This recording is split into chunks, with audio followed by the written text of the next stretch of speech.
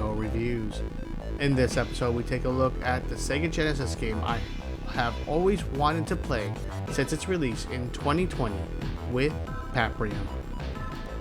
As a huge Sega fan, especially with the Genesis as one of my favorite consoles growing up, Paprium was one of those games that would push the tech to its limits, as well as bringing back one of my favorite genres with the side-scrolling beat-em-up fame of Streets of Rage, Final Fight, and Teenage Mutant Ninja Turtles Arcade. I missed the boat on Paprium with its pre-orders and release, but was super excited to hear they were porting the game to the PlayStation 4 and 5, Dreamcast, and the Nintendo Switch. Seeing the release of these ports were seemingly unattainable as of now, a ROM dump of the original game was modified to play on RetroArch via emulation, and I was finally able to play this game in all its glory. Paprium was developed and released by Watermelon on the Sega Genesis in 2020. This crowd-funded beat-em-up pushed Sega's hardware to its limits with extra chips in the cartridge that would improve performance in graphic ability and additional sound channels.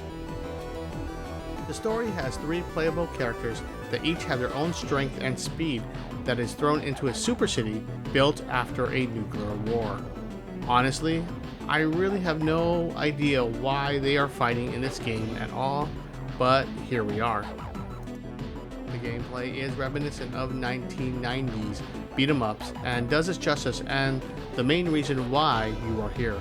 Very close to Streets of Rage 2, featuring grapples, throws, combos, and so forth, but it doesn't feel as tight. I'm usually a fast character type when playing these type of games, but the controls for that character felt very loose and floaty. I felt at home with the other two, who felt more grounded and balanced.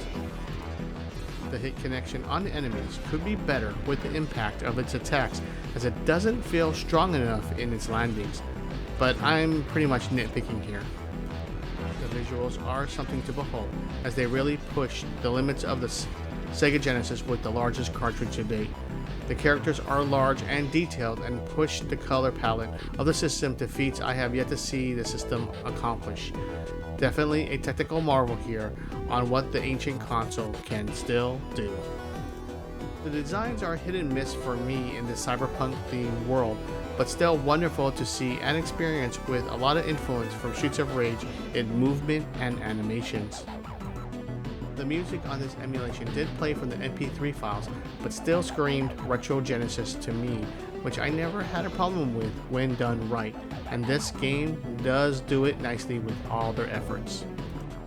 The biggest con I had with the game is after I completed it with each character, I didn't feel the need to go back and still keep playing. Beat-em-up games like Streets of Rage 2 is still a game I return to for its tight gameplay and still holds up today. Overall, I wish for tighter gameplay and hit connections with the enemies. The game still made me marvel at its overall presentation, its visuals, and sound. Paprium gets a 7.0 out of 10 for its fantastic visuals and sound that falls a bit short, that needs tighter balanced gameplay and more replay value. Still, one heck of a technical marvel that shouldn't exist on the machine, but here we are. That's it for this look at Paprium on the Sega Genesis. Please like and subscribe if you like my videos. Beho out, and Greg take us out of here, and I will see you all next upload.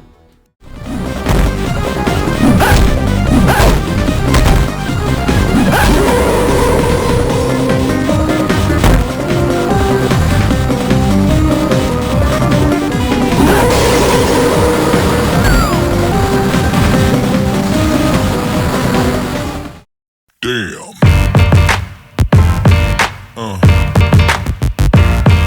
Yeah. Yeah.